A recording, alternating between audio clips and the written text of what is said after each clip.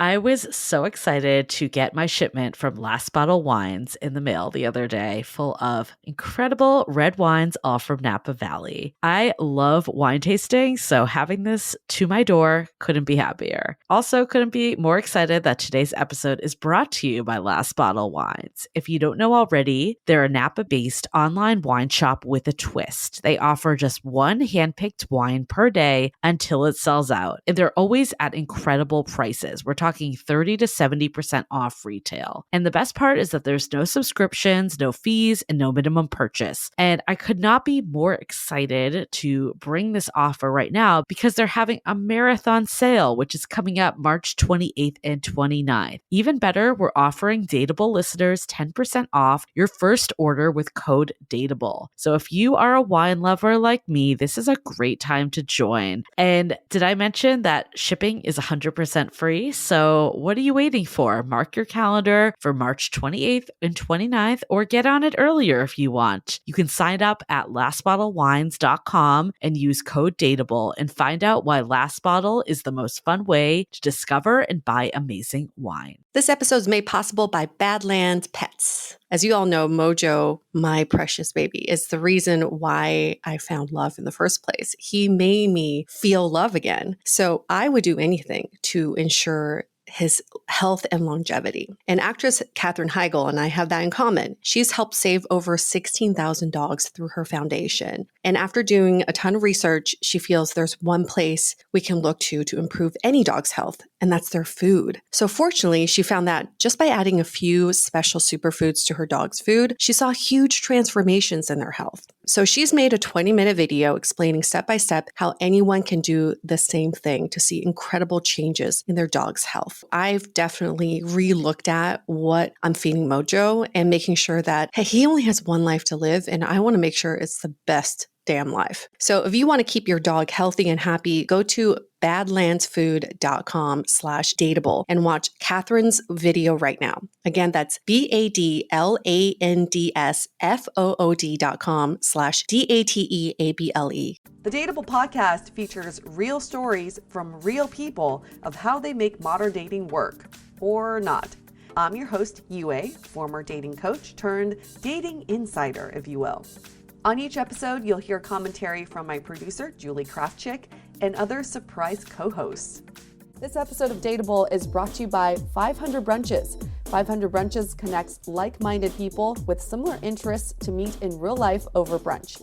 You answer a quick questionnaire about your interests and how you spend your time, and then they'll match you in small groups of 6 to 8 at a brunch spot in San Francisco. Get a free entry into a brunch now by signing up at 500brunches.com and using the code DATEABLE.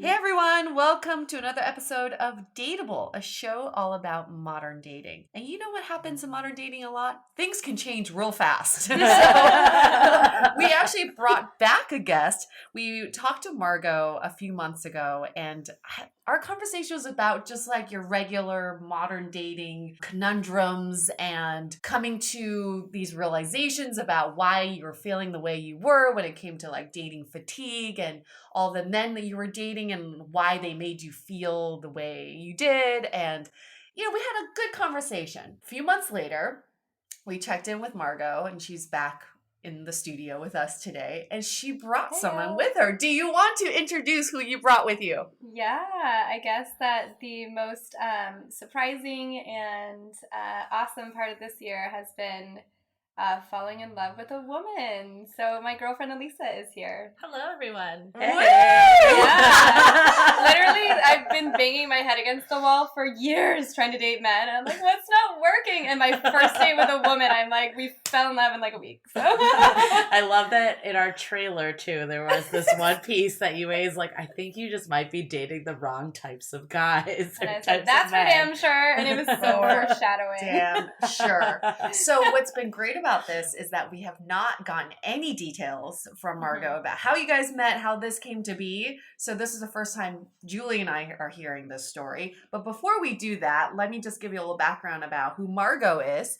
She has been in San Francisco for 13 years. She's originally from Boston and Dallas. She's in her early 30s. She's in a monogamous relationship, obviously. And her little blurb to us was, something wasn't working in dating men. Little did I know the problem was that I was dating men.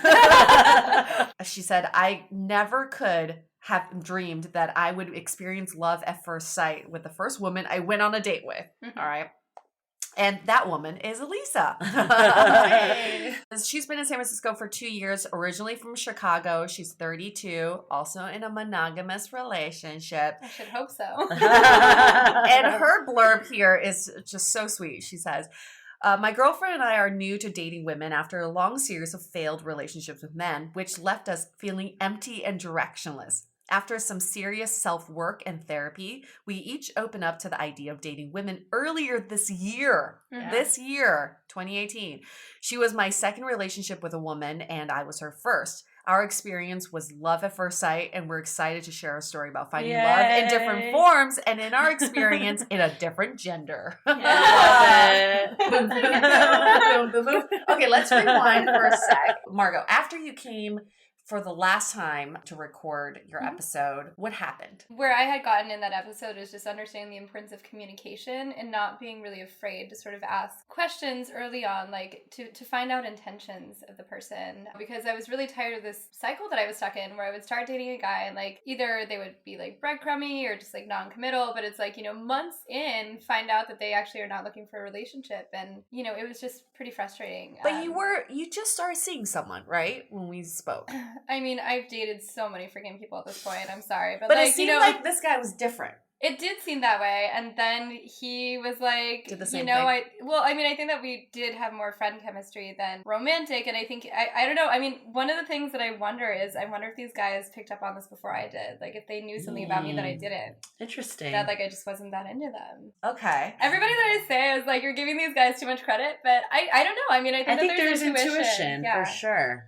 So things obviously didn't pan out with that guy. Yeah. And then what happened? I honestly was really influenced by your show, and I had been listening to a lot of different episodes, and you've had some really interesting guests, like talking about like polyamorous marriages and different things, and I just realized that like the way that I thought I was supposed to date, like there was so much more variety and depth to what I could do, and I think that I'm very much a rule follower, so like giving myself the space to really like explore and play and find out what was going on in my sexuality. I did go on a couple of dates with a couple.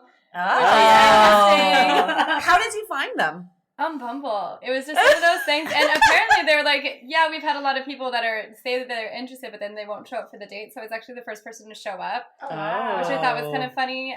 So did you hit it off with the woman there in that instance? Kind of. I mean, I didn't really, I also didn't realize that I was on like the poly version of The Bachelorette, and like, it was very much like they were deciding who they wanted to see, and I followed up. You were being interviewed? You're like, I'm the unicorn. What are you talking about? Exactly. I'm like, shouldn't I have some sort of a say in this? It's like we went on 2 dates like pretty quickly. The second one was really fun. We went dancing, and like, the three of us were like dancing on the floor, like, and she was making out with me, and there's this old guy who was just staring at me. We were and he's just staring at us openly. I'm like, move it along, Harvey Weinstein, which is mean, but I love how we went from like Margot, who's like, why do guys breadcrumb me and like ghost and why are they non-committal, to like making out with a wife on the dance floor. This is amazing. Yeah. Oh, they weren't married. Oh, they weren't married. Okay. And then the funny thing is, she literally took my hand and tried to make me grab his dick, and I was like, no, It was interesting. It was kind of like not very consensual. So at that point, were you like, maybe I'd be interested in was that women? the gateway? Well, I think that I wanted to dip my toe in, and it just felt a little bit safer to do it in a situation where there was a man there. So yeah, I mean, there have been like signs all along, and looking back, it's like, duh, that makes so much sense. What were the signs? Well, I think that like all my life, I've just had these really like platonic monogamous relationships with women. Like, you know, I've had like best friends, but like soul sisters, like just like the quality of my relationships with women has been so great and so strong. There's always been like the one that like is sort of like the best friend, and I never thought about being romantic with them, and you know, don't think that I could be romantic with any friends or anybody other than my girlfriend. But she's like, damn right, sitting right here. Thank you. But you know, it just makes sense. And like when I told my mom, she was like, you know, it fits you. Like this makes sense. Like I am surprised, but I'm not shocked. Okay, but still there's so many gaps that we need to fill here. Yeah. First, I want to hear on Bumble, when you match with a couple, did they have a profile as a couple? Yeah, so it was like her picture, because I had opened up Bumble to men and women. Which one were they part of? The men or the women? It was her profile. So it was her, like a couple pictures of her and then pictures of them, and then in the profile it talks about the fact that they're a couple. And when you match with another female profile, who messages first? Whoever. Okay, so then in that it doesn't in that situation, because Bumble it kind of defeats the whole Bumble. It's empowering both women.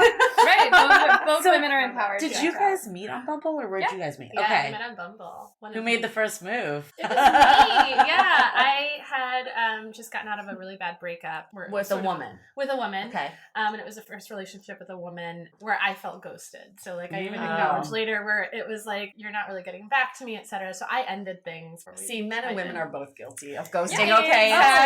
It's equal fitting. It's sure. Yeah. Elisa, what was your backstory like? What was your relationships with men prior to women? Absolutely. So I would say I saw dating as a chore. It was one of those things where I'd always prioritize my career. I moved around a lot, and I just felt as though, as much as I had male friends, like I could never really find that emotional availability that I wanted in the depth. And I felt like towards the end of last year, I really just felt so robotic. Like I had put every year in my birthday, it's like after you hit 30, you're like, when is it going to happen? This year I'm going to fall in love. So I made a really big decision during a yoga and meditation retreat, some of which I wouldn't necessarily go to because it reminded me of my religious past, of like going to retreats where you had to cry and like talk about how you failed Jesus that year. So that's so you come from a very religious background. Very religious past. Like my mother's a worship leader. Like, my parents were deacons. Like, so there's just a lot there. And it's non-denominational, so it's like the fun party Christian kind of folks where they like have rock concerts that are actually church. Okay. So it's a cooler kind of church, but there still was this idea of homosexuality that was more deviant. Right. Okay. And my parents didn't necessarily say it, but I picked up on things. Like they would say something like Ellen Degenerate instead of Ellen DeGeneres. Oh, wow. And this past year, like, in that past, blasphemy. yeah, that's pretty awful. Especially Ellen. Ellen. I know. Who doesn't like Ellen? So I just remember that there was a time, and I won't go too much into the story, where my mom, there was a miscommunication, but she goes, "Are you gay?" And she sat me down. Oh. And I just laughed, and I was like, no, I'm not. Like, How did she ask you that? My friend came out on Oprah and literally came out via video form, and I asked her to record it and watch it for me, and she thought that was me telling her. Oh my God. So we live in Chicago, so Oprah Harpo Studios was nearby. And so I just knew, and and in that conversation, she goes, "I'm not mad at you, but are you gay?" And my dad, I call him, and he was just like crying, being like, "I failed you for men." Past story there. Oh my God. So, but when she asked you that, you were like, no. I said no. Deep down, you knew you weren't, or I really had never been taught to question my sexuality. And what's so interesting is I was on the phone with a best friend that I was clearly very sexually attracted to. Her after to be like, "Oh, can you believe this?" And she kind of was like, And that's a friendship I probably should revisit and talk to about this. But I'd had a similar to Margot, these like really intimate relationships, and people would always be like, "Wow, that sounds like your girlfriend," and I'm like, "No," but I never poo-pooed it too much. Like there was never anything. There wasn't a controversy. There wasn't a conflict inside. I was so repressed and so numbed. But picking up from both of you is that you were told that there's a certain way, and that's who you are. Exactly. Like from an early age, it's like date men. Yeah. Well, there's the first no other 30 options. years of your life, you're really taught by society who you're supposed to be. Mm-hmm. And a lot of that is garbage that doesn't serve us, but we don't question it. I think really until the 30s has been really transformative for me. Like I've had a lot of like really deep transition. You sort of stop believing what society tells you, who you should be, who you should love, what your life should look like, and you open up to who am I? What do I want? And I think that it's such a powerful thing. I would really encourage, do the work, face yourself through therapy. It's scary, but it's so rewarding, and just because it's a gift to get to know yourself. And I feel like this past year has been so transformative because I've not only gotten to know myself, but I've also fallen in love with myself. And what kind of work did you do? I just found an amazing therapist. Yeah, I mean, I'm really fortunate. I sort of reached like a dark place around the wintertime. I just had I was in a really rough place, and it got to the point where I really needed to ask for help. I wasn't working at the time, and I told my parents, I'm like, I don't feel like myself. I don't think that I'm your bright, happy daughter. Like, you know, you guys know me, and I really need help. And so my dad started bawling and called his HR department and was able to provide through his insurance therapy sessions for me. And I found this woman. She had experience with sexual trauma, which is a big deal for me. That's, you know, there's a lot there for me from being raped at 17. That's how I lost my virginity. So that's been a really transformative thing in the way that I feel safe around men or unsafe. And also she was experienced, you know, with issues of adoption, which I'm also an adoptee too. So that's, you know, there's a lot of like abandonment trauma and things like that. So she knows that I had been in an abusive relationship for 6 years. So. And then when did you start opening yourself up to women? So there was a catalytic event, right? So after we had recorded and after I got on this date with this couple, I met this guy on Bumble, and he also like within a week asked me to be his girlfriend. And, you know, it actually happened at Pride, which is hilarious. We were with my gunkles, who I absolutely love. He invited me to this trip to Napa for 4th of July, and, you know, we stayed with his best friends, and everybody was having a blast except for him. He was just kind of sulking in the corner. And we got back, and he ghosted me. And I was just like, this is my boyfriend. This is not just like I'm dating some guy. This is like a guy who's asked me to be his girlfriend. He just stopped texting and communicating? Yeah, he just like after that didn't reach out. And then even when you reached out. So I reached out, and I was like, not having it, right? I'm like, this is not a way that you treat a person. Like, I need, like, tell me what's going on. And so finally, like, you know, 24 hours later, he sent this long, sad text where he's like, I really thought that I was ready, and I know how amazing you are, and I think you're such a wonderful person, but I'm just not, and I'm sorry. And I'm like, all right. But the way that he did it, I thought was so cowardly. And I was just like, yo, pull your socks up, dude. Like, this is just ridiculous. Yeah. And it's kind of like the kind of shit that I had been experiencing from men, which was just like such weakness. And I was over it. And I was like, you know what? I made the decision. I'm like, I'm going to just, I was exploring my sexuality a little bit before him. Like, I'm really going to commit to that. I'm like, and I turned Bumble to women only. I'm like, I'm going to go on a date with a woman. And it was an intentional shift. And I was like, you know what? I might like this, I might not, but I'm going to try it out. I like the openness. Wow.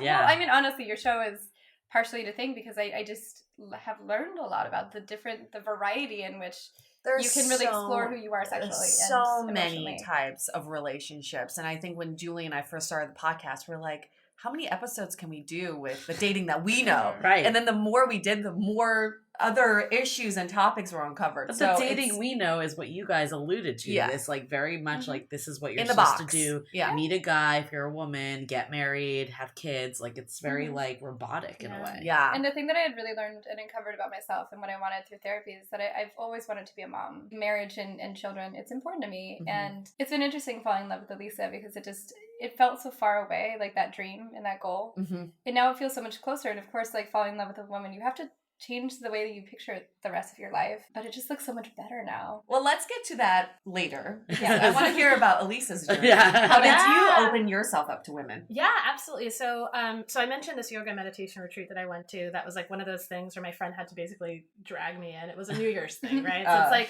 New Year's is just never fun, right? Like you're it's always like you pay the package. So I was like, oh, Julie hates New How Year's. does one even do New Year's in San Francisco following New York?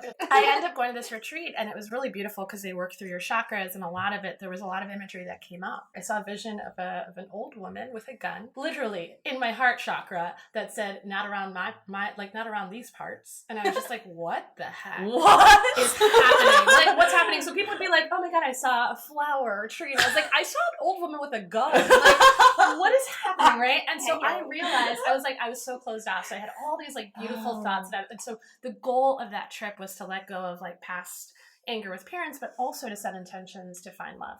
So what I did was I immediately got home and I was like, I'm going to meditate all the time. Decided that I really had never opened myself up to that. When I was 26, I started therapy, and I stepped away from Christianity a lot. And that was the time where, I'll be TMI here, but I started watching like lesbian porn. So it'd been years of that, right? Repressed though. Repressed. I was like, well, this is just because it's softer, and I see people being aggressive. And it's so funny because I have a gay friend who's like, literally, so I how many times did I Google, does watching lesbian porn make you gay? He's like, he's like, there should just be an automatic Google alert that's like, absolutely, yeah. So I knew that. So I was like, I knew that I was pent up and all these different things. So I actually was just like, I don't know how to access this through therapy. I got to go deeper. So I went on this whole spiritual quest, past life regression, crystal therapy, chakra work, everything. It would just like unveil. And prior to that, I'd started eating paleo. So I was doing enzyme therapy. So my energy, my body, everything was shifting and changing. And then I was doing all this work in my heart space, right? Through spiritual advisors, Reiki, etc. Got really, really intentional about being vulnerable and opening up. And so I decided, let me open up to dating a woman. Went on my first date with a woman. How many years ago? This was this year. That's right. Yeah, this is all happened this year. Since 26, when you started looking at like lesbian porn, to now. So 6 years later. Oh yeah, no, I took my time. I guess. So I actually started dating a man towards the beginning of this year, and he had everything that I thought a man. I'm Puerto Rican, so he's Dominican, and he talks about his mother, and he loves his mother. I'm like, this is great, but I was so friggin' bored. And I was like, and that was the catalyst I needed to be like, I'm done with this. Like, he's a nice guy, but I'm wasting his time. He's wasting mine. Let's end it. And so I went on a date with a woman, like pretty immediately. I was like, of course I was like shallow, and I was like, what do I even like? Like, it's hard to reaction. It's like, because I didn't necessarily look at women adoringly. So I was just like, well, this woman is pretty, and all right, let's go on a date. So we go on a date, and I liken it to getting along like a house on fire. Like, she literally had an aura around her. I was like, this is amazing. I love this. And then immediately I was rejected. Like, immediately she was like, not interested. And I was like, let's keep doing it. I think I went on so many dates with so many straight women, because I don't think Bumble is necessarily the place, although I was like, you think it's a lot of people exploring? Exactly. So you're like, no, you're straight. So I met a woman who I just thought was like, she was very curated, very goddess-like. And I was like, she's the one. And she immediately really was affirming and liked me, and I sort of fell in love with that idea of like who she was, because she was very much a lesbian since she was like 11. So I was like, this woman's going to show me the way. She was the best teacher, and then it fizzled, because even though everything was changing about my life physically, even my job was changing. I joined this coaching program because I want to be a leadership coach. My values didn't change, and she did not align with my values at all. And so it took me a while to be like, actually, no, you don't just put someone on for size. Like, you remember who you are to the core. And so when I saw Margot's Bumble ad, I think it said like LTR. I saw Boston. And my friend had just rewritten it. She did a great job. She didn't even write her profile. And it's a girl who I just met. She's like, listen, this is going to, and it was kind of aggressive sounding. It's like, Cuba, like Jamaica, like, Cambodia. It just have random countries like in there. LTR like, does that mean you're from there? Like this? Did you go there? So I always saw this long-term relationship in Boston. I'm from the East. I went to school on the East Coast. I was like, that's great. She was beautiful. Hey. And at that point, once I was like heartbroken, I realized I was like, the only way to get over someone is to get under someone else. I want the values to align, and I sort of had to undo and unlayer myself from this other person, and I did a bit of Reiki healing work to try to get over that. And so we met, and actually around the time that you broke up with Ghosted was the Pride weekend was the demise of my relationship too. Interesting. So you like aligned at the same time. It was so hilarious, because she was just like, when did you break up with her? And I was like, and at that point it was like a few weeks before. It was like during Pride. Me too. Yeah. And Margot, what was it about Elisa's profile that caught your attention? Other than she's beautiful. Other than the fact that she's smoking hot. You guys are like the most beautiful. I know, you guys are so pretty. Our couple here. Gay for Bay? That's the tag? So we're having our joint coming out party on Saturday next week, and we called it Gay for Bay. But it was just like she was gorgeous. She just seemed really nice. She seemed like a kind person. Like what was it about her profile? I forget what you had written, babe, but like, and the funny thing is, like, you sent me a picture of yourself before you came out, and she had like straight hair and stuff. Then I look super different. I didn't even recognize I lost that it was 20 her. pounds. Oh wow. Yeah, it's been a really I interesting. didn't even recognize that it was her, but I'd seen her profile before, like I think a while back when I was just like, I wonder what the women look like on here. So I think that I had like seen her profile before. So it was interesting, but I don't know. I think that I just recognized her. It's like. It's a weird thing. Like, I have not been very spiritual in my life, and I've sort of, like, been repressed in a lot of ways. And, like, one of my best friends always makes fun of me. She's like, every time I start talking about astrology and stuff like that, your eyes just glaze over, and you're like, whatever. And now, like, I'm getting super witchy, which is really fun. So you guys matched. Your profiles yeah. matched. Mm-hmm. And then who made the first move, who initiated, and then how did you guys meet up? It was me. And what's interesting is I, like, had the lamest pickup line. So I think at that point I was like just going through dating, like I was just like trying to find love again and just being like, I just found out this thing about myself. This person opened me wide open, and now I'm like, I liken like coming out to being split wide open. Yeah. And especially having sex with a woman for the first time was like transformative. So I said, let me just like go on as many dates as possible. So I think that week that we met, I had 2 other dates. So it was a 3-day date. Yeah, I know. And this was Margot's first date. My first date ever with a woman. Did you have any expectations going in on both sides? So we had been texting a lot like the day before, and like it was just so fun. Like we had this great conversation. We really talked. Time. I've never been so excited to go on a date because in my dating life, like I've always been like, well, you're not a person until I meet you, you know, which is kind of a shitty way to think about it. It's true. A lot of people think that way. A lot of people think that way, but I was like, she was somebody to me. I cared about her before I met her, and it was just like, I mean, like walking up. Well, hold on. I feel like something to be mentioned was that we texted the night, and the night before, for some reason, I took some time in my journal to write out 10 things that I was looking for in a person. I still haven't read that. I know. Wait, so what was your pickup line? So my the lame pickup line was like, "How was your weekend?" Like it was just like, okay. It's an opener. She almost immediately, like, I think we started talking about you going to a Giants game, and I was like, "Wow, I'm like a bandwagon fan. That sounds fun." And we talked about Boston for a bit, and then you were like, "Do you want to grab a drink?" Oh, okay. Margot, that was the deal. Yeah. And I was like, and then I actually do this thing where I'm like, if this is a real thing, I was like, you're going to text me at this number and confirm. I was like, hey, so here's my number. Please text me like now so we can connect.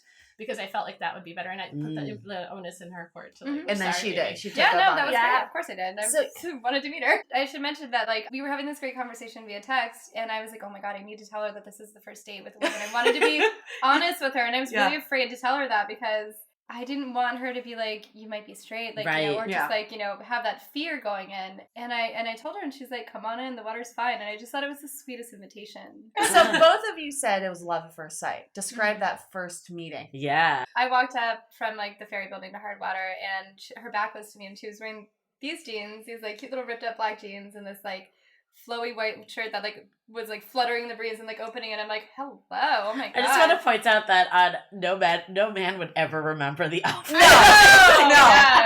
You remember like vivid details of it. You know? Oh, I'll never forget. And like her curly hair was just like, I was like, I would be like, my God. I remember what she wasn't wearing. Yeah. But you know, her shirt's all like flapping open in the back. I'm like, wow, she's really sexy. And like, you know, and then she had her sunglasses on too, and she's like, I'm sorry, I just got LASIK, I can't take my glasses off. You know? I know, I was like, here are my eyes. Like, I'm not being weird, because I know that can be a little bit. And I think there was a few times that night where you would sit across from me and you're like, this feels adversarial. Like, or I would be like, I'm not being vulnerable. Like, we just really these are conversations you would not have with a guy. Our entire first date conversation was all about like the really important and interesting correlation between strength and vulnerability. This ties to your first episode because you were like, I want to get to that immediately. Yeah. That was your whole episode. Yeah. Mm-hmm. Well, it's just like, you know, that's the most important thing that I uncovered in therapy is like, when you own what makes you vulnerable, when you own what you feel shameful about, when you own all of your vulnerability, it doesn't disempower you anymore. It becomes your power. And it's just like, it's such that's a great point. Liberating thing. It's like, I can take over the world now. And there are risks involved. Like when that happened, like around Pride was the demise of that relationship. And I think like part of my past relationship ended because my parents, we had to stop talking to each other because they were being so hurtful. So at this point, as of last week, I hadn't spoken to my parents for 2 months. Oh, well, because of this. Because of her coming out. As they had a delayed reaction 6 weeks later. So while my mom was like super cool at first, she started using the word shame and what am I going to tell people? And this is a worse betrayal than XYZ. Oh, wow. So that was really, really tough. And so I shared that with you pretty early on. And I think you said something like really, you're like, I truly believe that you will come together stronger. You said something that I was like, you don't even know me. But I realized, like, once I was vulnerable with that other person and I recognized how she just did not show up, and then to have someone on a first date be like, you cried, actually. Because I was already so used to telling the story. Sounds accurate. Yeah. And people ask me, I'd be like, yeah, I'm not talking to my parents. I'm like about to cry now. There was a while there where I would cry every time I mentioned it. But I didn't. I was able to create enough space to kind of say it jokingly, and you just stop and you're like, I'm so sorry, can we take like a moment? Like, you just said something really important. And I was just like, wow. We even read poetry on the first day. Oh my gosh. She's like, so if you haven't dated a woman, I suggest you try it.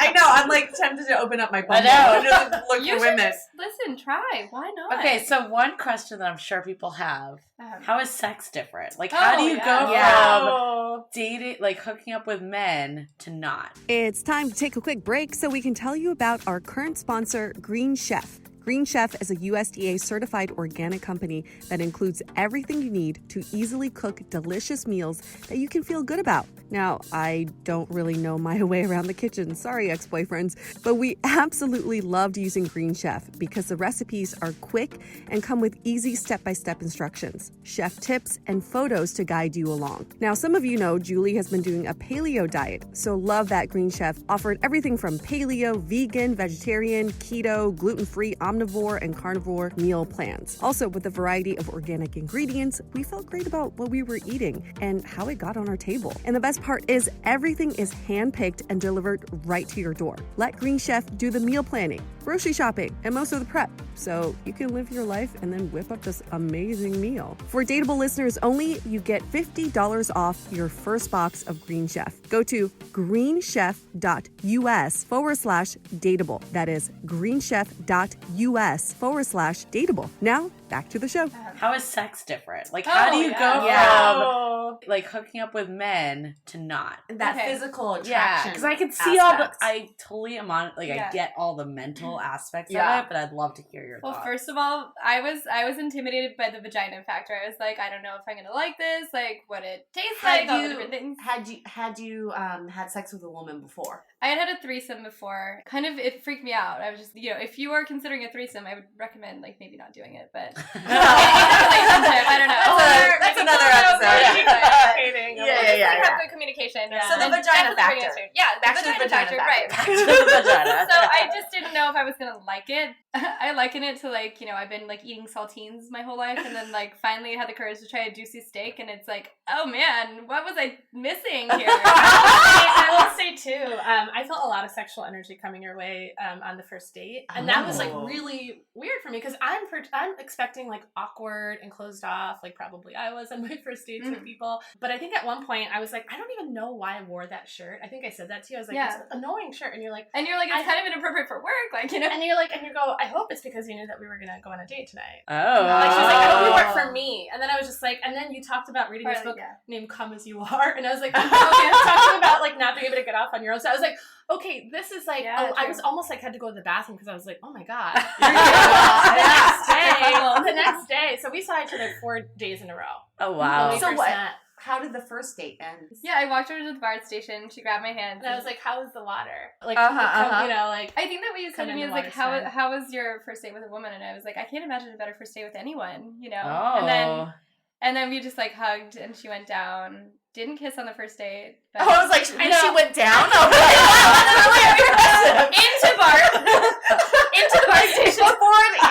Into the subway is the key part. So that was like, listen, Yue, I'm a lady. That was the second date. Let's fair. Before we go further, I want to hear from Elisa. How has sex been different for you? I liken my first time with a woman to being split wide open. And those words, like, it was like, I think the next day I was just like, I wasn't even able to, like, me and my friends always got together for dinners on Sunday, and I was moving at that point. So I invited them over, and my friend talked about a shitty date with this guy, and this other girl talked about her finances.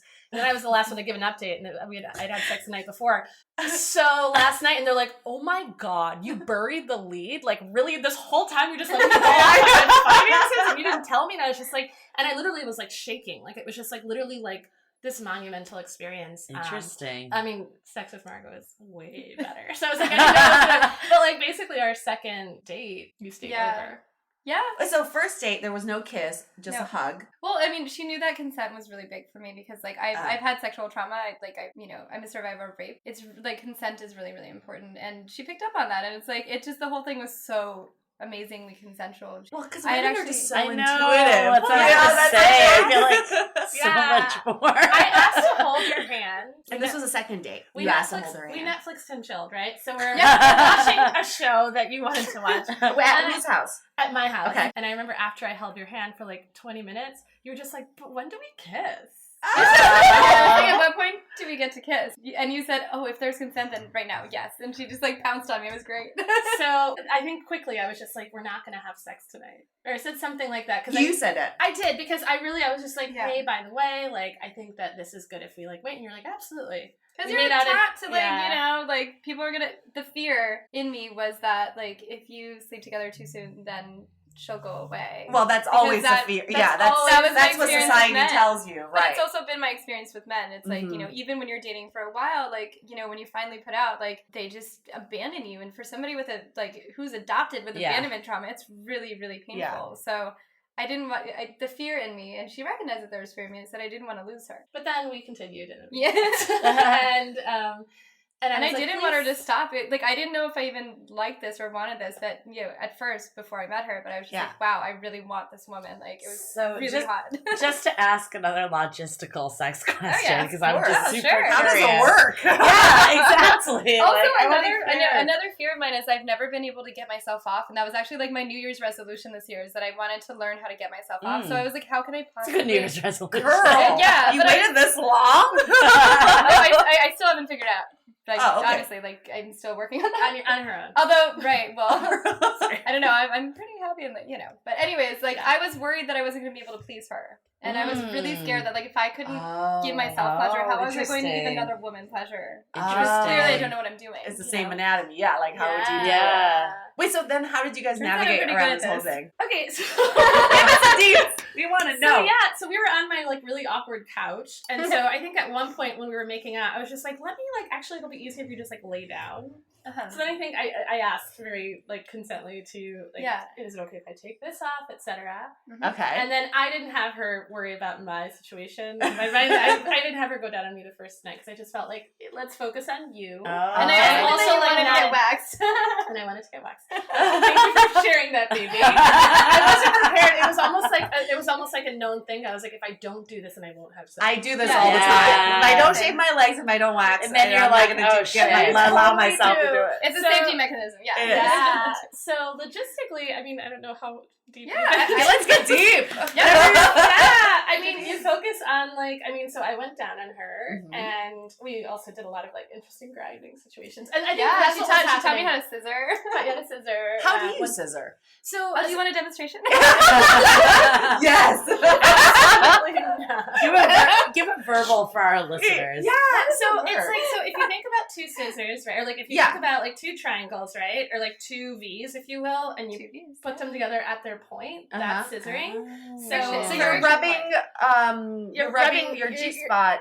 Exactly. Now, the one thing about scissoring that's good to know, this is because we've been working on it together. Because I will say, to be quite honest, like, the woman that I was with didn't really allow me to pleasure her. She was always focused on me. So that was really awkward. So this was super fun. Like, I feel like Sex with Margot was amazing because it's so explorational. We laugh a lot. Yeah, it's because you're in it together. We're just having so much fun. And I'm like, boobies are great to play with. If you haven't tried playing with boobs, I really recommend it. Yeah, she really likes my boobs. So They're awesome. basically, it's like you're coming together at your center, obviously, and the best way would be for her leg to be on my shoulder. Okay. Because oftentimes the clit on women, one might be in the front, the other might have it in the middle. And so oftentimes you're not really making connections if there's not some level of like, and it's great if you could also like press them together. So there's like a lot of that. And then there might also be things like you're penetrating with fingers or with your tongue, etc. Right. Which has always been my favorite parts of sex. Like I've never really loved the penetration part. Like that's what I was going to ask. Yeah, it's like if you missed that. Oh no. And I which is funny because like the reaction that I've gotten from people like just reaching out to me, like, you know, I mean, we came out like publicly on Facebook and stuff like that, and the amount of men who have reached out to me to be like, hey, if you ever need a third, is unbelievable. Oh my God, and, like, serious? and it's just like, it is the most ridiculous response to like, because I'm like, we are in a monogamous relationship. Like, really? Yeah. That is just like, and you're making this about yourself. Like, that is You've become their fantasy. It is the most, well, I mean, who can blame them? But like, but I mean, it's the most misogynistic possible response, and it makes me so angry because I'm just like, what the fuck? Like, why? If I was like, I'm in a relationship with a man, that would never be a thing. Right. If you saw a guy with his girlfriend, you would never hit him up and be like, if you ever need a third. It's like, you know what you lesbians need is a dick. And it's like, no, actually, that's the point. I don't want that. I don't need that, you know. But penetration is an option. Yeah, absolutely. Have you guys done that? Penetration with fingers. I feel like we're both really small women. So like, even then, like when I would have sex with men, it like you generally hurt. So it's actually like perfect. Okay. Like there's really, and so I mean, I don't even, there's like no need to like spice things up because I feel like no two times are the same. So we were in wine country yesterday and we got a little excited in the bathroom. Ooh. Yeah. I think you messaged me on Facebook, sex is better without the bullshit. Oh, no. What I said is better sex, but without all the bullshit. Like, you know, all of the, like, you know, oh my God, fear of commitment and, like, you know, all this shit. Like, that's just, like, ridiculous. It's like, pull up your fucking socks, guys. Do better. Honestly. The amount of men that have just tried to make me feel that I'm not worthy of their love or their loyalty and have really tried to convince me that I'm not good enough. Now I have proof, right? It's like, I know that the quality of my love is really magical and really good. And I have the love of a great woman. There's nothing better in the world. And it's like, who would deny that? But what is interesting about both of you is that you have an anger towards men, but Elisa, you don't. I don't. No. I feel like I honestly will say that my dating past has been with like lovely men. Yeah. Do you know how many times I tried to like, I was like just trying to slot them in. I'm like, you're nice, you're Latino, you seem to be kind to your mother, but it never worked. I just never was like either turned on or I just had felt a like connection. they would come to me and be like, do you even like me? And I'm like, what the heck is this? And I really thought I was asexual. Interesting. Which is so crazy to me because she's a very sexual person. So yours is about finding yourself. Yeah. Yours is about more feeling safe. Yes. There is a lot of and my dad asked me, he was like, you know, do you think any of this is just because you have been unsuccessful with men and like you've had some like really traumatic experiences? And I'm like, honestly, no. I think that Elisa told me early on, she's like, we're all souls, and you know, I found the love of my life, and the form was surprising. That she's a woman is surprising, but awesome. I had gotten to the point with my therapy and like with all of my introspection where I knew what I wanted. I knew that I was ready for love. I knew that I wanted to have a family and all that stuff. And I was just able to be open to the form that it took and non-judgmental. And I think that's the power. And how long did it take for you guys to say I love you to each other? 1 week. 1 week! Yeah. She actually, I had gone to a Reiki session where I'd gotten like all of these images of us getting married. And I was like, hold on, I think I did this wrong. I was manipulative around the images that I got. And my Reiki specialist was like, no, that was your higher self. Like creating an intimate manifestation, like what could be. And so this idea of building and manifesting had been really big for me. And I shared part of that with you. Mm-hmm. You wrote a poem. And sort of at the end of the poem, you said something like, I'm falling in love with Elisa, but you didn't say it. You said, the last part I don't want to share with you because it might be too soon and I don't want to freak you out. I wasn't afraid of scaring you because you had shared images of like me in a wedding dress with me. Fair. So maybe I scared you. I wasn't, no. Well, the story of that night is, it was like, I had just started a new job and I was just exhausted. I was really tired. But I called Elisa on my way back home and just talking to her was really energizing. And I was like, I need to eat. Like, I'm starving. And she told me about this thing, and it was one of those things where I was just so tired that like I took it in and didn't really process it, and then we got off the phone and I took a bath and I was listening to the song, and it just reminded me it spoke to me of her, and I raced out of the bathtub like dripping wet and crossed my living room to like write this thing. It just like poured out of my fingertips, and it was it was like very, very strong, and everything really solidified for me then. Wow. Yeah, so that happened, and I was just like, okay, like, don't share it with me yet, because I'm very reasonable. I'm a program manager, so I'm like, let's take a moment and break some things. And so the next day, following sex, I looked at you, and something, like, hit me, and you were just like, what just happened? Like, I saw it happen. I saw it happen in her eyes. I said, I'm feeling something, and she's like, what is it? And I was like, love. And you're like, yeah. Wow. And I was just like, and it was really crazy, because it was like, it literally felt like this physical, crazy experience. But it was also the first time that I gave you an orgasm, I think. Yeah. she likes to take credit for that. Yeah. I mean, shit. Hey-o. You guys seem so in tune with each other. Yeah, it's like on the same page. I know. It's like, are we even here? Yeah. Are we here? Are we doing a podcast right now? My other question: how does your family feels? How do they feel about this? And have you talked to your family further? Well, my parents are all hippies, so they are just really happy that I'm in love, and I think it's been like this thing where we're sharing our joy with the world, and we are just so fortunate to have found each other. Gay for bae. Gay for bae. And Sharon, what your mom said the other day after we saw that apartment, when I was walking away. What did she? Oh yeah. So my family is closing on a condo that it says my parents are gonna be my landlords, but it's an awesome place, and I'm so excited. And so Elisa went and saw it with us, and then we were in a cafe just sort of discussing, like, are we going to make an offer, like, what's going to go on? And she had to get back to work, so she was working from my house that day, and so she left, and my mom just, like, looks after her with this, like, really huge smile on her face, and I was like, what's going on, Mom? And she's like, I just really like her. I'm like, yeah. I'm like, yeah, me too. And she's like, no, you have to like her. I don't have to like her, but I just really, really enjoy her presence. I think that she's, and my mom has said before, she's like, I have to, like, keep on telling myself that you guys haven't been dating that long. Like, I don't get to claim her as, like, my daughter yet, but, like, oh my God, she's like, really on board. Yeah, Mama she's Penny all is about like, it. You're like, yep, I'm away with carrots. She's all about it. Yeah, of course. I mean, how could you not be about this when you see us together? But, so my family's been really, really supportive. One more thing about families, I have a bubby who's 99 years old, and she's been very homophobic in the past. Like, I have... generation. Yeah. My cousin got married to a man, and she, like, boycotted at the wedding and stuff, so I was really afraid. And I framed it. I was like, I'm really afraid to say what I have to say to you, because our relationship is so important to me, and I really love you, and I don't want anything to create distance between us. But I have to tell you that I've fallen in love with a woman, and then I left it at that, and my dad's like, tell her more. I'm like, okay.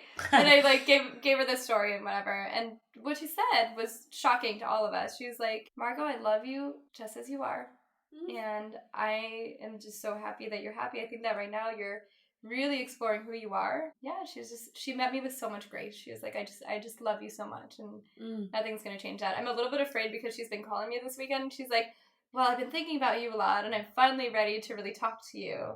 And I'm like, oh shit, is she gonna, like, am I gonna have an Elisa situation where, like, she comes back and it's like a little bit hurtful? But also I just want to honor where she's at and what she's seen. She, like, I think was born the year the Titanic sank or something. Yeah. So how long have you guys been dating? It's about 2 months now. 2 months. Yeah. So this is like a newbie. You met the parents. Oh yeah, it's all said I love you. Yeah. Okay, so what about your parents? We spent 2 weekends in a row with my family, and, like, it's been great. Magical. Yeah. So for my family, as I mentioned, so 6 weeks into me coming out, there was a lot of reaction. So my mother so I took some time apart from her. Unfortunately, my dad tried to preach to me, and it was really awkward. And I think, I understand that they, this is new to them. Like, right? Yeah. We're in San Francisco, they're in Chicago. They've been in a religious past forever. So different. Programmed, right? And I think in a lot of ways, like, my mother was very open about being like, I feel like it's my ego. I know it's my ego, but I just can't get past it. Acknowledging that this is ridiculous that she feels like this. Oh. And so I can see that. I can definitely see it's powerful. I could see my mom feeling the same way. Like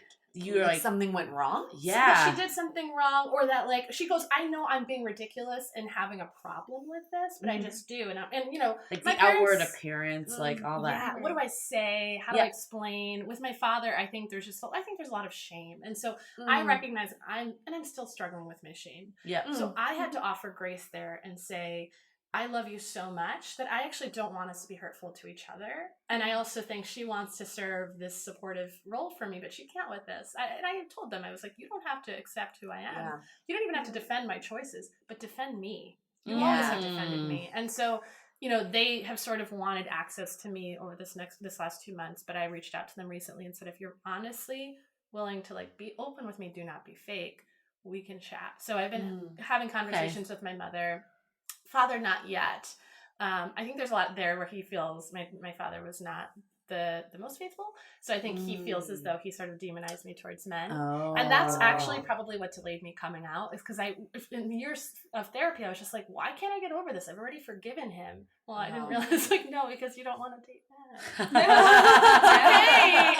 And everyone should have this exploration. Yeah. It doesn't need to be necessarily that you're dating the same sex, but just being more open to like what is sexuality. Absolutely. I think say this situation is no different than someone like sticking to a specific type and then one day being like or race and then one day being like, I want to try just someone completely different. Takeaways? So, yeah, let's do some. This has been a fantastic conversation. I have a lot of takeaways. Yeah, what are some of your takeaways? Julie. Just kidding. So I've been thinking about our relationship.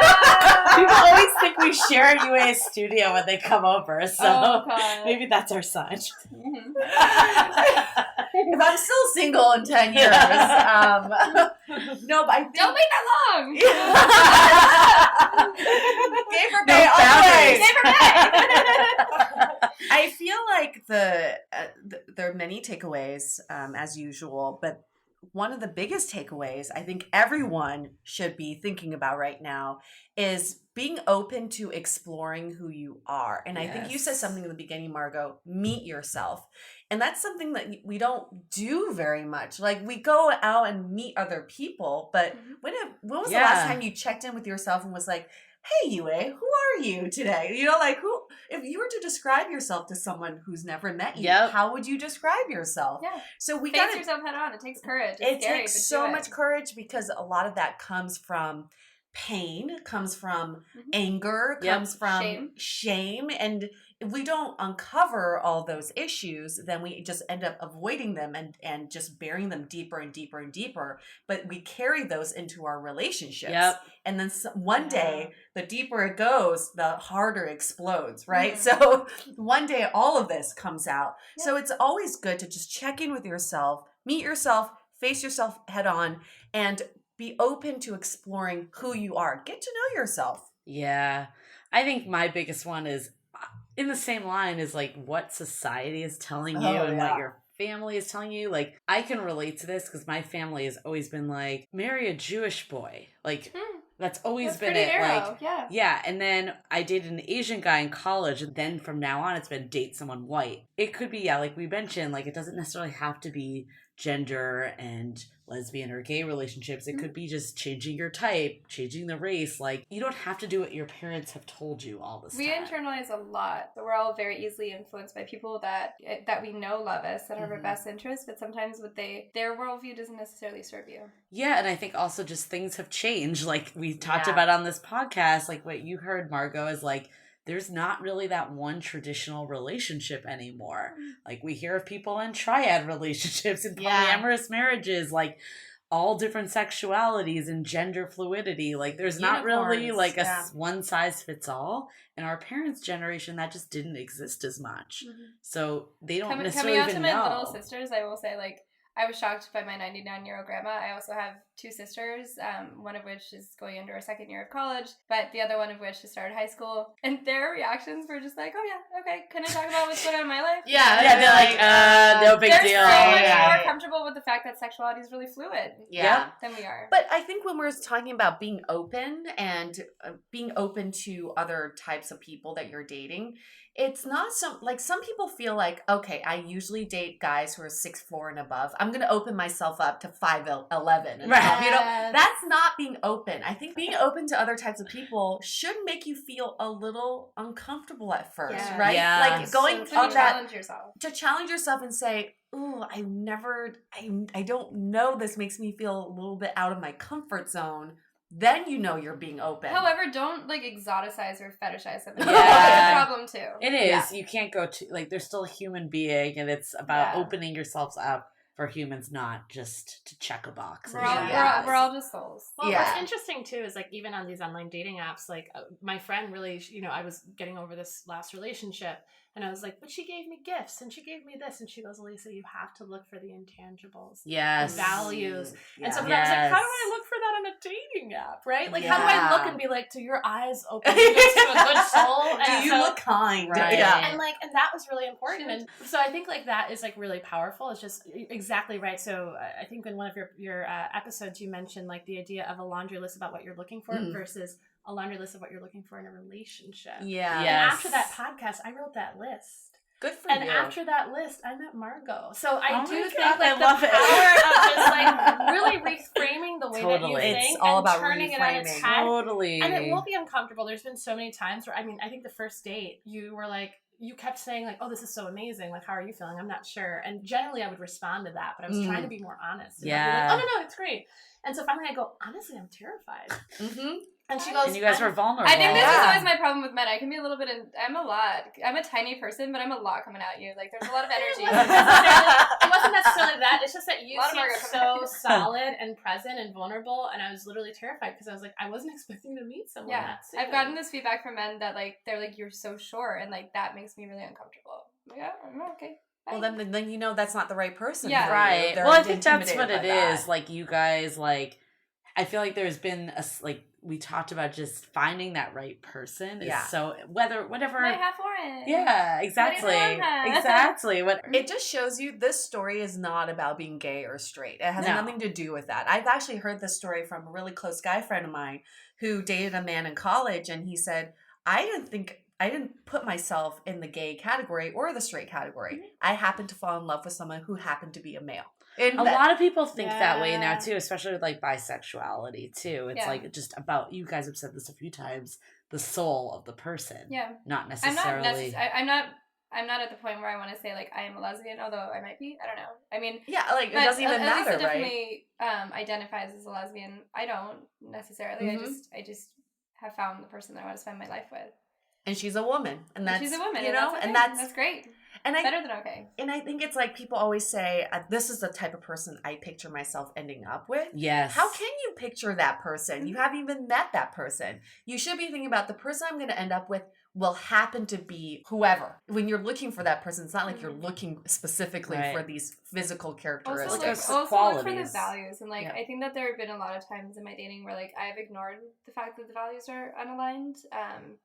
But the values matter so much more than the physical attributes of a person. And like, you can't get around that. Like, because that's something that's core and it's intrinsic, and it's something that's going to become more of a problem over time. Yesterday we're in wine country, surrounded by a lot of white people. Yeah. And you talked about racism in America. But I was just like looking at her like, this is my girlfriend. I'm so proud to be with you. Because like, it's like you have these like, you like say what you really mean, and like and I feel supported in that, because especially we are in an interracial relationship. Yeah. And we've already had we're reactions. checking a lot of boxes. Yeah, we're getting a lot of reactions. We're getting a lot of reactions from men who can't have access to us or who might see me. And so we're experiencing a lot of male rage when we're together and we're being openly male rage. Yeah, I was scary. This man said he was going to fuck me up in the mission when he saw us together. Yeah, no, okay, the mission? So no, we should really tell the story. I mean, so we like the first weekend that we spent with my parents, we had this like magical weekend with my parents, and we experienced three different situations of bigotry.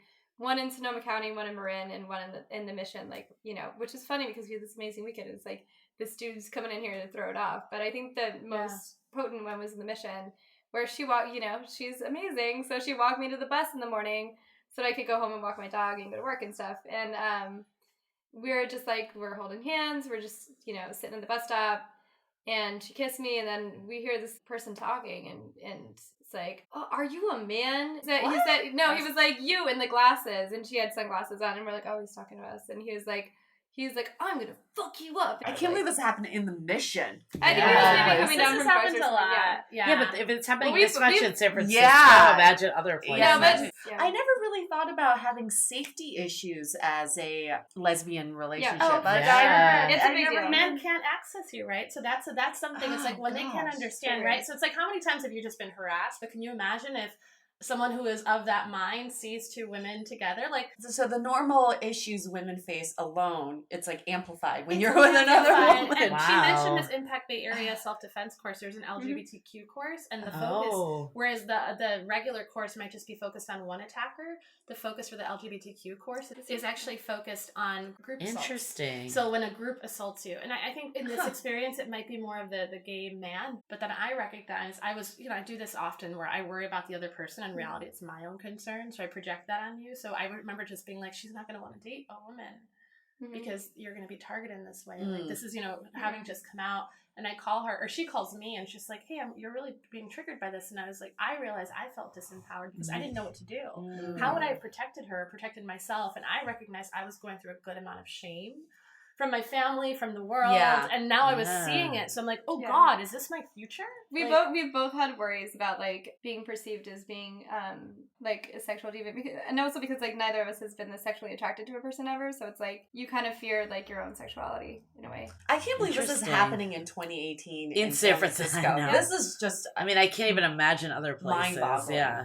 Wow, that's crazy. Yeah, I mean, it's just one of those things that, like, now, and I really had to check my white privilege as well, because, like, I've been targeted for my size, I've been targeted for my gender, but I've never been targeted for my otherness, and this is now a part of my life, and I really had to, like, be like, wow, Margot, like, you have lived your life as a white woman who dates men, and this is a shift, and, bigotry is just something that we're gonna have to prepare for, and I think that's the thing, it's there's different, and self-defense teaches you is that there's a lot of different, like, forms that it can show up in, and, there's mental health issues, there's, like, a lot of different things. Sometimes people are just being dicks, and you have to shut them down, but sometimes, like, this guy who attacked us on the mission, he had his hands in his pockets, so we didn't know if he had a weapon. Like, we really had to defuse that situation. The thing, for me, what happened is I felt protected by her. I felt like, if I was alone, I would have been really scared, but I was with her. I felt protected, and I also felt protective. Like, if he had come at us, I would have fucking killed him. Like, I would have moved heaven and earth to fuck this guy up, like, because nobody's gonna touch my woman. And, I felt this, like, overwhelmed. Like, I had this whole argument with him in my head on the bus as I, like, went back home, saying, like, hey, don't you threaten my woman. But I knew in that moment, like, my instincts are pretty good, and that's one of the things in therapy. You learn to trust your intuition and your instincts, because you have a strong moral, all of us have a really strong moral, like, internal compass, and I knew that we just needed to disengage him and that he was going to go away. But Elisa was like, we should go to a different bus stop, and I was like, we're not leaving our space. We have every right to be here. We're not going to move. So to wrap up with this, what other advice would you have to anyone that is kind of struggling with their own sexual identity and wanting to explore? Yeah, that's beautiful. I would say, really get to know yourself. I remember I kept walking Bernal Heights Hill every time, like every day for like a week. It was like a really weird thing. And a friend joined me one day, and I remember that's when I had just gone on a date with a woman, and I was considering the thought of like adding a man, because I was like, oh, like this is, I'm fluid. And I kept saying I'm fluid, and until I realized I wasn't. And so I remember we were walking up the hill, and I'm kind of talking to her about like what I'm going through. And she goes, are you questioning your sexuality? And I was like, I am. And recognizing that I had the full space to do that I'd never done that. So I think like just really understanding who you are. Like now in retrospect, I see all of these clues. And I think that's really, so I would say like doing the work, asking for help, like so many good friends, like so much vulnerability. I was always in the role of healer and helper. And so recognizing that I needed to be vulnerable too. And if you're feeling shame around this, like find your community. There's so many resources here. Especially in San Francisco. There's like a lipstick lesbians meetup in Oakland that we should maybe hit up. There's LGBTQ Center in Castro. We walked through the Castro this week. And like every major city at this point. We had this amazing day in the Castro today. We're just like, we immersed ourselves in our lesbianism. Like, I want to find our people. And we like made friends with this beautiful like Dominican gay man, and like we're just I'm gonna ask a really ignorant question, but do you ever have the fear that maybe one day you would miss the presence of a male? I've asked her this. She has the fear that I'm gonna come up against this, which is a legitimate fear, but I feel so much relief. I mean, I like, that's when people ask me like, oh, do you think this is just because you've had like really horrible interactions with men? No, I mean, I think the more that I'm talking about this, I'm like, I think that I actually am a lesbian, but I feel so much relief in that I get to spend my life with this wonderful person, and there's no part of me that, like, especially, like, let's get into the details, but, like, sexually, like, I am so fulfilled. Like, I just feel like the penis is really kind of unnecessary for a lot of people. And, like, she mentioned that. She was just like, the penis was never the part of sex that I enjoyed. It wasn't. Cool. The penetration, like... That should be a sign. It should be a sign. Strap on today. And I was just like, I mean, and you're like, we don't need it. Yeah. Oh, And I was like, okay. Yeah, if you want it, then I'm happy to. We'll But figure it out. we're exploring. But I mean, I think the thing is, like, I'm really feeling relieved that I don't have to, like, end up with a man. I'm really happy with the way that my life looks with Elisa. And I would say, like, in terms of advice, if you're struggling with your sexuality or who you are, just try a lot of different things. I mean, and I will say, like, the vagina is not scary. It's not, it's delicious. It's beautiful. It's wonderful. And Well, it depends on whose vagina. I mean, let's Fair. All right. just really be brave. Be brave. That's great. I think we should end with that. Be brave. And here's another notion we should all think about. New thoughts lead to new results. So the more you can change your mindset, the more you'll be able to see a change in your life. Awesome. Okay, well, thank you guys so much for coming and telling us your love story. We believe in love again after a week.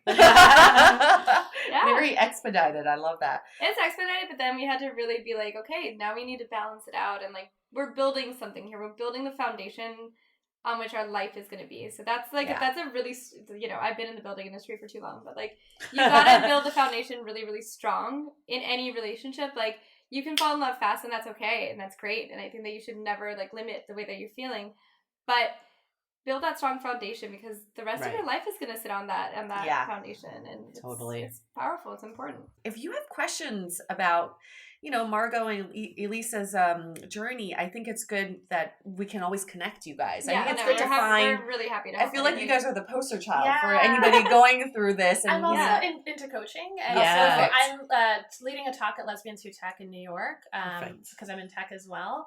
And so I'm happy to provide any resources, coaching, support to anybody going through this. Wonderful. Yeah. And we can link you guys for anybody interested. And also anybody who's struggling with a history of, like, sexual trauma, or, like, any adoptees out there, feel free to reach out to me. I would love to provide my journey and my support. Always know you're not alone in your journey. You're not alone. There's other people who are either going through it or have gone through it. So you can always find your community. You just have to go out and seek it out. Totally. And your story is powerful. Your story has value, and it has value for other people. The way that your story can help others, that really drives me. Absolutely. Absolutely.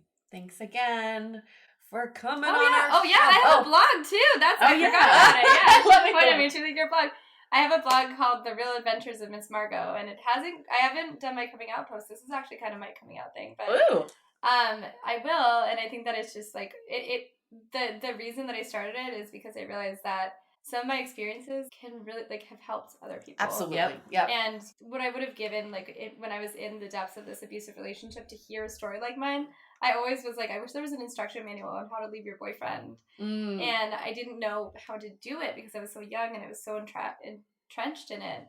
But I think, like, our stories have real power. They have real power. I'm just excited to share mine with y'all. Yeah. We'll post, we're going to repost some of yours as well. Awesome. As we talked about. We're really excited. We're really excited and happy for you guys. So we're happy to be part of the Dateable family. So. Yay! Yay! For listeners at home, if you have your own coming out story, we want to hear those. Or if you want to come out on our show, even better, we'll do a coming out episode for anybody interested. All right, on that note, let's wrap this up. Stay dateable! Your action item for this week is to think back on the last time you truly felt like yourself, when you were so comfortable in your own skin and you felt liberated to be who you are to the core. This is exactly the feeling you should have with the right person. So jot down this memory because a lot of times we lose our own identity when it comes to dating. So list out all the things you were feeling, describe who you are, your most authentic self, and now you have a great basis of how to assess your future dates. This episode of Dateable is brought to you by 500 Brunches. 500 Brunches connects like-minded people with similar interests to meet in real life over brunch. You answer a quick questionnaire about your interests and how you spend your time, and then they'll match you in small groups of 6 to 8 at a brunch spot in San Francisco. Get a free entry into a brunch now by signing up at 500brunches.com and using the code DATEABLE. If you didn't know already, we have a revamped website with articles, videos, and content all about modern dating. You can also find our premium Why series, where we dissect, analyze, and offer solutions to some of the most common dating conundrums. We've had some great feedback about how actionable these episodes are, so check them out on our website or iTunes Music. Also, visit the site today to see the latest about coaching, where we connect you with Dateable approved experts to help with everything from dating profile reviews, coaching, and even gathering real feedback about your dating style in a personalized and affordable way. To connect with us, visit dateablepodcast.com. You can also find us on Facebook, Twitter, and Instagram, all under Dateable Podcast. Don't forget to subscribe and auto-download the podcast on iTunes or your favorite podcast player so you never miss an episode.